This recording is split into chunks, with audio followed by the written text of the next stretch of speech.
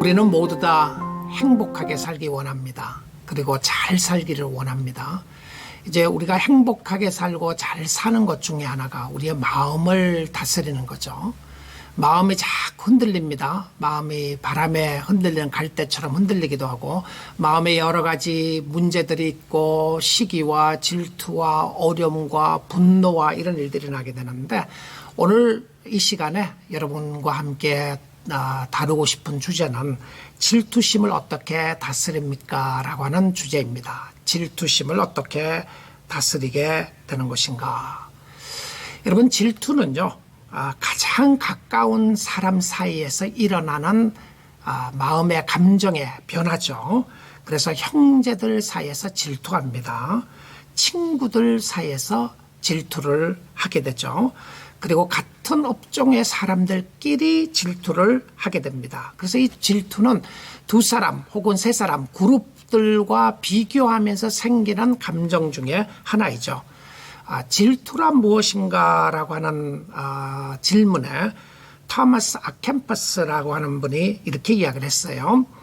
질투란 다른 사람의 즐거움을 슬퍼하는 것이다 그랬어요. 질투란 뭔가 다른 사람의 행복을, 다른 사람의 즐거움을 인하여 기뻐하는 것이 아니라 슬퍼하는 것이다, 이렇게 이야기했습니다. 그리고는 말씀하시기를, 이 질투는 우리가 소유하지 못한 물건, 재능 혹은 지위를 다른 사람이 소유한 것을 보고 고통을 느끼는 감정이다, 이렇게 이야기했어요.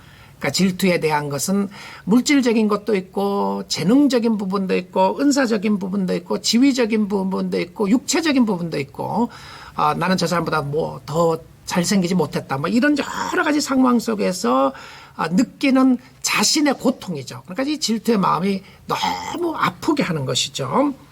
그런데 이 질투심은 우리 마음 안에 있어요. 우리가 함께 질투를 가지고 살아가게 되는데, 질투를 잘 다스리기 위해서 질투에 대한 이 부분의 단계를 설명한 분이 있었습니다.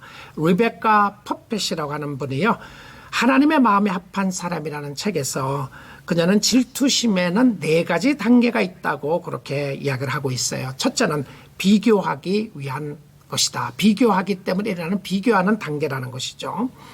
이 지구상에서 사는 모든 사람은 질투심을 다 가지고 있는 것이죠. 질투에는 두 사람이 연루되고 외형적인 모습과 비교를 하게 되고, 재능과 학력과 외모와 물질과 가정과 자녀들과 비교하면서 생깁니다. 그래서 비교하면서 다른 사람을 깎아내리는 표현이죠. 그래서 질투는 아래에서 위를 보면서 이렇게 이야기한다는 거예요. 나도 너처럼 위에 있고 싶어. 그런데 이렇게 차이가 나니까 화가 나. 이 엄청난 불의를 바로잡기 위해서, 그리고 너 때문에 내가 못났다는 느낌이 들지 않게 하기 위해서 나는 너를 깎아내려야만 해. 내가 지금 있는 그 위에 내가 올라갈 수 없다면 너도 그 위로 올라가면 안 되는 것이야 라고 말하는 것이라고 이야기했습니다. 너무 적나라하게 잘 지적해 주는 부분이라고 생각이 들어요. 두 번째 질투의 단계는 불공평으로 인하여 우울증을 느끼는 단계이다 이랬어요. 비교하게 되다가 그 다음에 느끼는 것은 불공평하다. 그러면서 느끼는 자기의 마음속에 우울증이라는 거죠. 그 다음에 세 번째 단계는 그 세 번째 단계로 가면 상대방을 해치고 싶은 마음을 가지게 된다. 그러니까 어떻게든지 깎아내리게 되고 어떻게든지 이것을 해치고 싶은 마음을 가지게 된다는 거죠. 그래서 네 번째 단계는 비이성적인 행동을 하게 된다. 그래서 다른 사람이 칭찬하는 것 견디지 못하는 것이고요. 힘들어하는 모습을 가지게 된다. 이렇게 이야기를 했습니다. 자, 이 부분을 가지고요. 성경에 나오는 질투심에 대해서 좀 한번 생각해 보기 원합니다. 잘 설명한 배경 중에 하나가 사무엘상 18장의 배경이라고 생각이 들어요. 사울이 다윗을 질투한 이야기가 나오는 그 부분입니다. 이 사무엘상 18장에서는 다윗이 골리앗을 죽이고 그의 목을 베서 오는 그 상황의 그날이었어요. 사울 왕을 비롯하여 여인이 다윗을 찬양합니다. 사울은 천천히요 다윗은 만만이다. 자, 이 이야기를 옆에서 사울이 듣고 있었어요. 그래서 갑자기 화가 치밀어오기 시작한 거예요. 이 질투는 이 분노와 함께 오는 부분을 보여주고 있는데요. 성경은 이렇게 표현을 합니다. 사무엘상 18장 8절 9절인데요.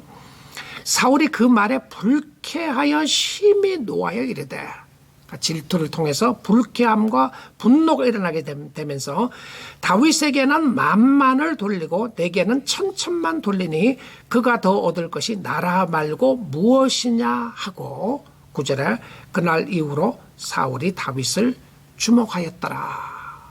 그러니까 질투심을 가지고 바라보게 되었던 것이죠.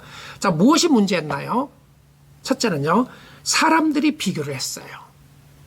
사람들이 비교함으로 통해서 나에게 부딪혀오는 부분이 있어요. 사울과 다윗을 비교하면서 질투심이 일어나게 됐어요. 두 번째는요, 사람들이 하나님을 찬양한 것이 아니라 다윗을 찬양을 했어요. 사실 승리를 주신 것은 하나님이었죠. 그런데 여인들은 다윗이라고 하는 사람에 초점을 맞춥니다. 그래서 다윗을 찬양하게 되고 사울을 깎아내리는 것처럼 이렇게 하게 됐죠. 사실 그래서 내게 질투라는 경우도 있지만 내가 질투의 대상이 될 수도 있습니다. 나는 질투하지 않았는데 내가 질투의 대상이 될 수도 있는 것이죠. 그래서 사울의 내적으로 잠재되어 있던 것이 질투의 불길이 타오르게 했습니다. 근데 어디 있었나요? 사울의 마음속에 있었어요. 그러니까 사울의 마음속에 있었던 것이 이런 환경적인 상황을 통해서 일어나기 시작한 것이죠. 근데 우리가 이 상황 속에서 사울 왕이 다윗에 대한 질투를 어디에서 시작했는가 한번 보게 되면요.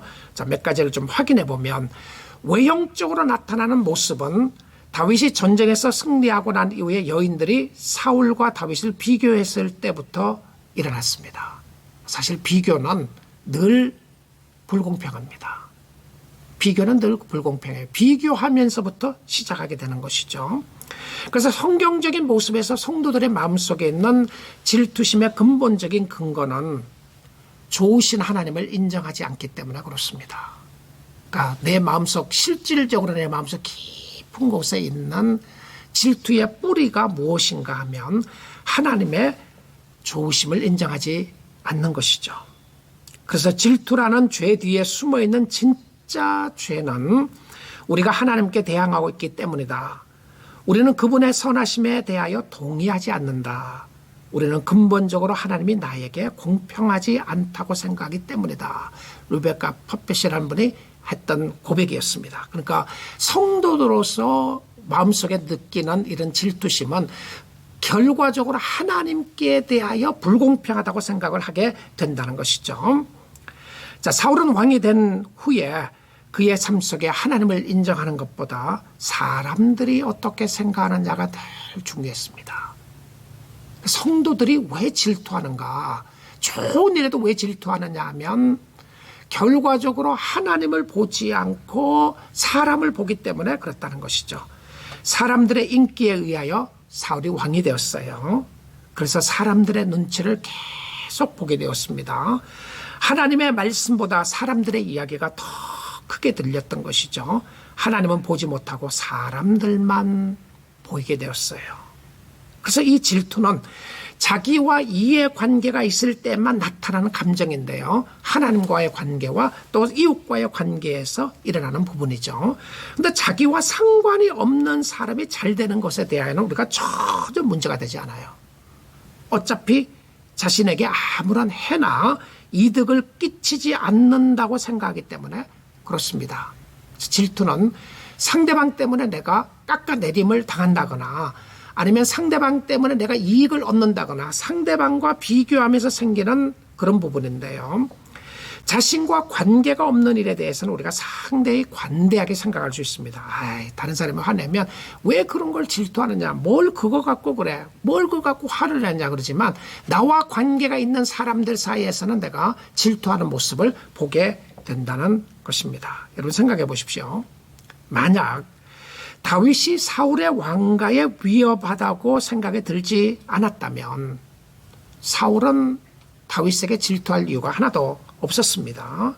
근데 사울이 두려웠던 것은 무엇이었냐면 다윗이 왕이 될까봐 두려웠던 것이죠. 그러니까 자기의 어떤 지위와 신분에 위협이 된다고 생각하니까 질투가 됐었어요. 그래서 이 질투에서는 늘 두 가지 질문이 있다고 돌티 세이얼스라고 하는 사람이 이렇게 이야기를 합니다. 첫 번째 질문은 다른 사람이 누리는 것을 왜 나는 누리면 안 된단 말인가? 다른 사람이 누리는 것을 왜 나는 누리면 안 된단 말인가? 두 번째 질문은요. 내가 누릴 수 없는 것을 왜 다른 사람은 누린단 말인가? 이 부분에 근본적으로 우리의 마음속에 이런 마음을 다 가지고 있게 되는 것이죠. 질투를 어떻게 다스릴 수 있는가? 제가 질투에 대한 부분을 이해하고 또 어디서부터 오는지를 설명을 했는데요. 인터넷으로 검색을 해보니까 이렇게 하라고 돼 있더라고요. 저도 이제 질투심을 어떻게 사람들이 뭐라고 그러나 어떻게 다스릴 수 있는 것인가를 쭉 이렇게 검색을 하다 보니까 이런 내용을 소개하고 있어요. 질투심을 다루는 방법 이렇게 해가서 설명을 하는 것이 질투심을 일으키는 것은 상대방이 아닌 자신이다. 이 점을 인식하는 것이 질투심을 극복하는 첫 단계이자 가장 중요한 단계이다. 너무 맞는 말이에요. 좋은 말이죠. 성경적인 답이라고 생각이 들어요. 그것은 상대방이 아니라 결과적으로 내 마음속에서 일어나는 것이다. 이것이 가장 중요하고 핵심적인 것이다. 이렇게 이야기하고 있어요. 그 다음에는 상대방의 행동을 평범한 행동으로 바라보려고 노력해라. 어떤 분명한 사실을 확인되지 않는 한 상대방을 믿어라. 상대방을 믿지 못하기 때문에 오는 부분이라고 이렇게 이야기를 해요. 그 다음에는 긍정적인 상상 훈련을 하라. 질투 때문에 갖가지 상상의 나래를 펴는 대신 사실만 바라봐라. 그 다음에 상대방을 구속하지 말고 자유를 주어라. 그 다음에 스스로 자아 존중감을 키우라. 당신의 가치가 다른 사람이나 상대방의 행동에 따라 결정되지 않도록 하라. 그리고는 상대방의 도움을 청하라. 질투 때문에 힘들어하고 있음을 솔직하게 털어놓고 상대방의 도움을 구하라. 이런 건 어떠세요? 답이 좀 되는 것 같습니까? 어떤 부분들은 맞는 것 같고 어떤 부분은 좀 힘들고 어려운 것 같죠. 자, 그래서 성경으로 돌아오겠습니다.